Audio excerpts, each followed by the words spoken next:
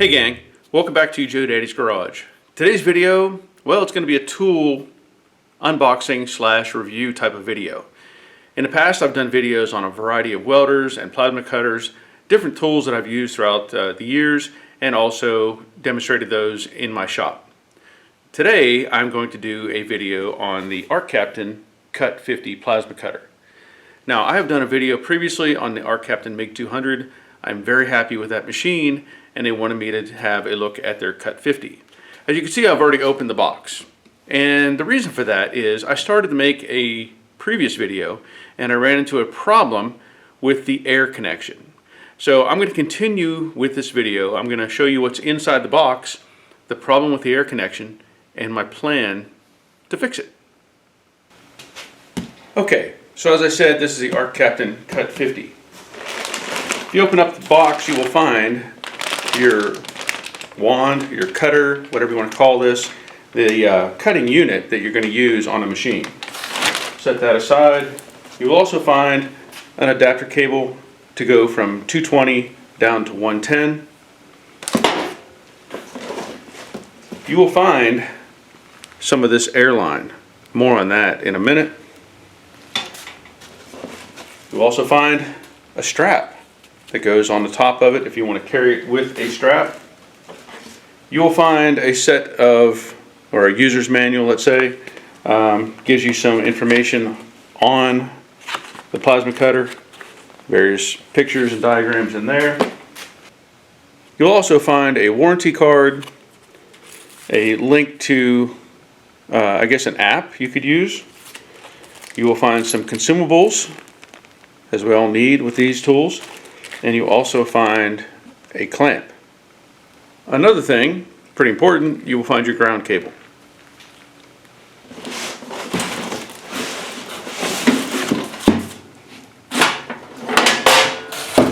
And most importantly, you will find your plasma cutter.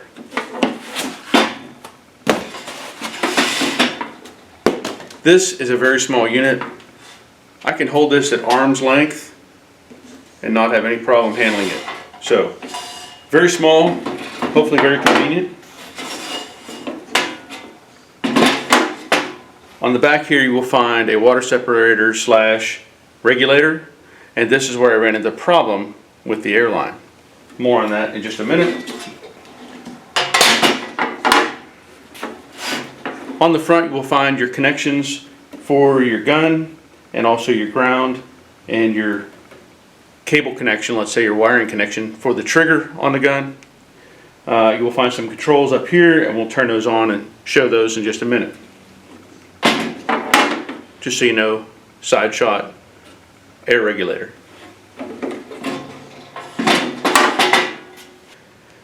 Okay, here is where I ran into some problems.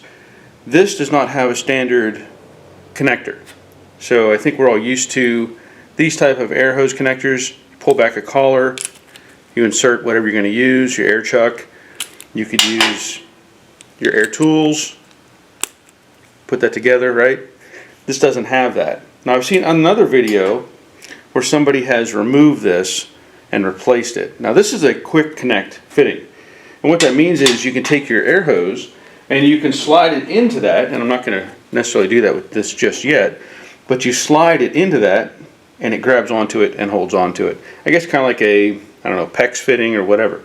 So this is the standard. This makes it more difficult. And I'm going to show you what I did, or what I hope to do, to remedy that. Alright, so I dug through some of my fittings and I have this. There is your standard air hose fitting, and then this, which is an adapter to go from, unfortunately, a 3/8 air line down to a 1/4. I tried to make that fit. I actually heated this up and tried to press it in there, and it just won't go. It's just not the right thing. So what I did is I went to the local Harbor Freight and I picked up a 1/4 inch professional air hose repair kit. So 1/4 inch should be what it needs to be. Let me open this up and show you the plan. Now in that kit you end up with 5 hose clamps. you end up with a 1/4 inch to 1/4 inch connection. So if you had a bad section of hose, you could cut it, put your new hose or your put the old halves together, clamp it together. And you also end up with this. This should be a 1/4 inch adapter that, if all goes well, I can thread this on, use this hose. I'm not going to use the full length of hose, and I should be able to push that into the end of this fitting, or this air hose. Now, you know what? It's a little tight, but that's okay. What I'm going to end up doing is heating this up. I may actually get some hot water and put this in, get it soft, because I tried to use a heat gun on this before. That didn't work very well. Get some hot water, heat this up, slide it together, and then cut this off and put this end in. Now what you end up with is basically this will be hanging out the back here. I'm not sure what else I can do to make it work other than trying to get this out. I did try to remove this and I could not get it out. So I just left it alone and I'm adapting. Okay, I did the best I could. I heated this up in some boiling water and I got it on about 2 rings. I think that's good enough. I'm going to put the clamp on here, tighten it up, and call it good. Now, there's probably some other adapters out there. I didn't research this very hard, I'll be honest. I was at Harbor Freight, I saw that stuff, and I said, you know what? I think I can make that work with that. So, again, I'm just going to get this clamp on here. So I will trim off the end of this hose and then insert that into the fitting on the air pressure regulator. So hopefully that works. I will also take a little Teflon tape, wrap around this, and secure those together, and that's going to give me my air hose connection. Alright, let's see if this works. There we go. Hopefully that does what I need it to do. If not, I think I can compress this and remove it and maybe put in the whole length of hose, but this just gives me a simple connection. Now, there is obviously a pressure gauge here, and you can regulate this by turning this dial left and right, and that'll come into play later on whenever we start looking at cutting metal. Also on the back here is the power switch. Now I do plan to try it on the 110 setting, but I will use 220 later on if I need to. Turn it on.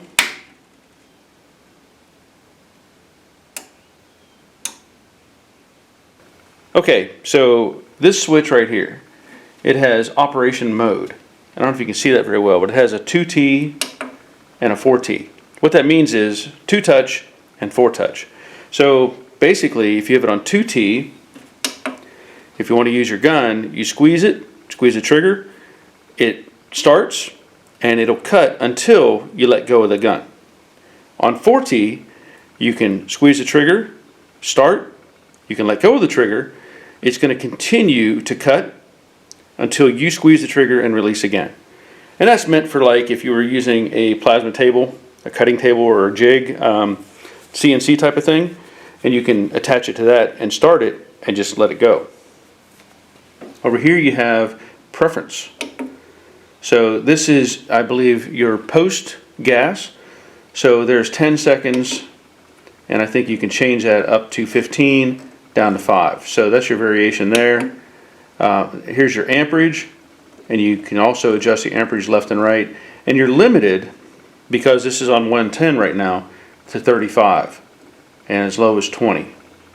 So that's your 2 functions, gas and amps. Alright, let's connect the gun and the ground. Ground is pretty simple. It has this lug on it. You will line that up, rotate it, and that locks it in. Let me make a note. Anytime you're using your plasma cutter, I don't care what kind of plasma cutter, always make sure this is tight. I've had instances before where this has come loose and I didn't notice it, and it affected the function of the tool. So that goes like that. You should have a little cap on the side here. That's for your air feed. You're going to have your cable lead and your fitting. Now, you also get this little tool in there as well. This is meant to turn this part. So when you slip this over, now you can attach it and tighten that up.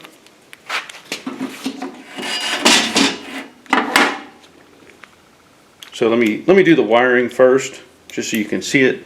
There's 2 pins in there and a little slot.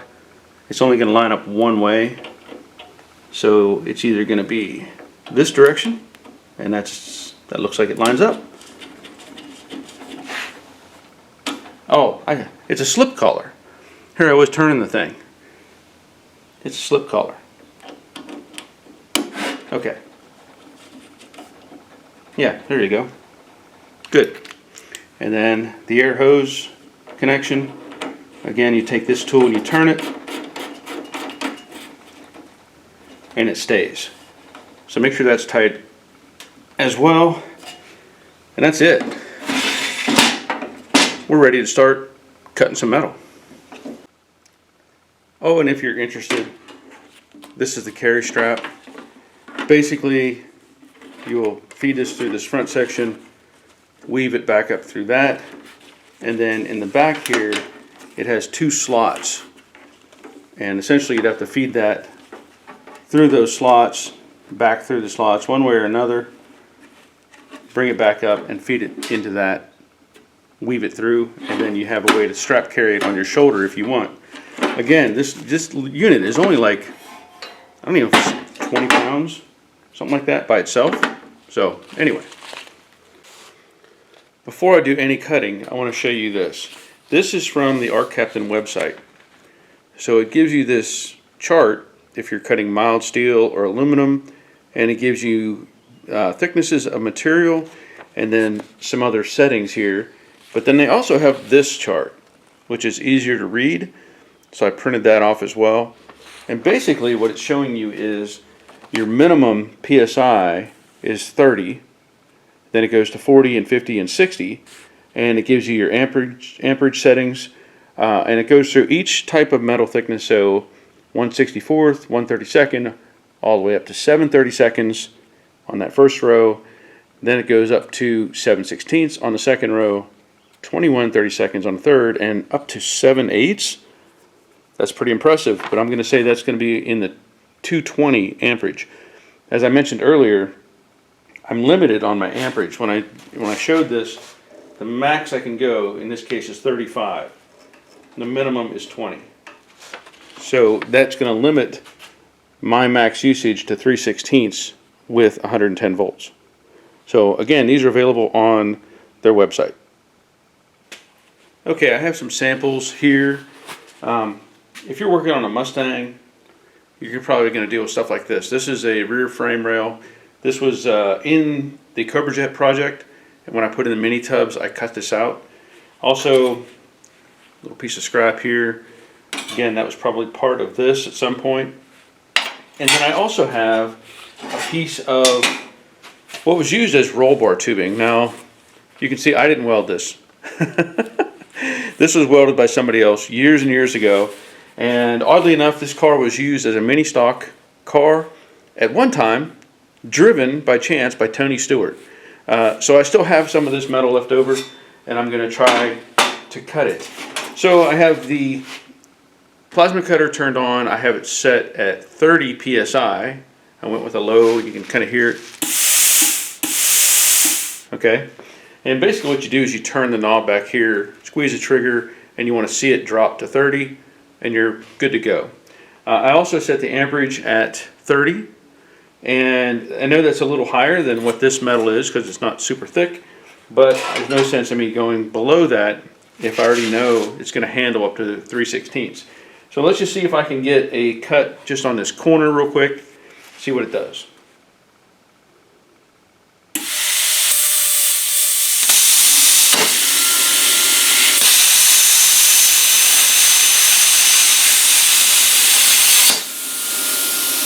Made short work of that. Clean little cut. I got the ground connected to it. Let me just see. Let me hook up this other one. And again, you want to have good contact. I'm not even really doing much here to separate or make sure that it's bare metal. This is just a rusty contact point. So I'm just going to cut a little bit of this, see how it does.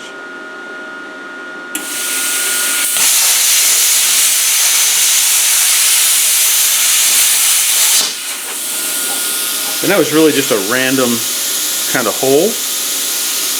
Blew right through it, no issue whatsoever.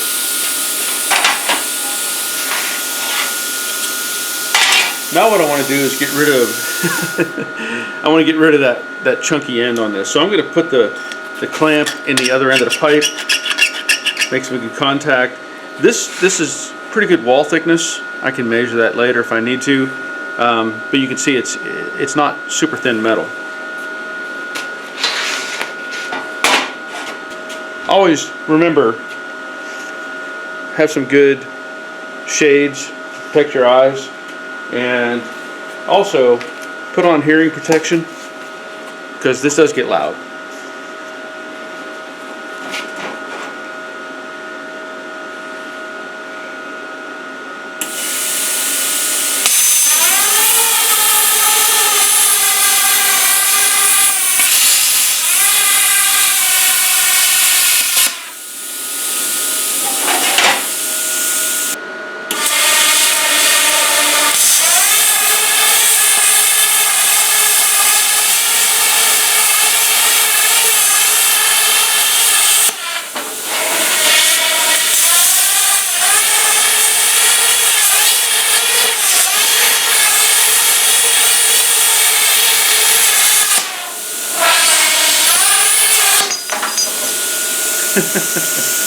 Okay, that cut right through that. Now, the thing is, I wasn't trying to make a perfectly straight edge. This isn't much better than what was there, honestly, but it went right through that, not a problem. If I were to try to do this in a more like straight edge, I would probably have something like a piece of angle iron, set it inside, maybe have the gun in a more fixed location so that I can just turn it on and then rotate this inside the channel, if that makes sense, and that way I could get a cleaner cut. But more than likely, all I'm going to use a plasma cutter for is rough cutting stuff. I like to cut apart cars with it. Works very well, and it makes it much quicker. Alright, that'll be the end of this video. Now, I will be using this probably a lot more on future Mustang projects or various other projects that I might have around the shop, but I think it's going to do just fine. Now again, I demonstrated other plasma cutters in the past. I did one that was like really huge from another vendor. This is a matter of convenience. You can move this anywhere. It's so small and light. I mean, really, who's going to complain about that? So if you're interested in getting one of these, I do have links in my description below, right below this video, for various products. You could use this, the link for the Arccaptain Cut 50 or the MIG 200 that I've demonstrated in the past. So again, thank you for watching, and until next time, take care of yourselves. See ya.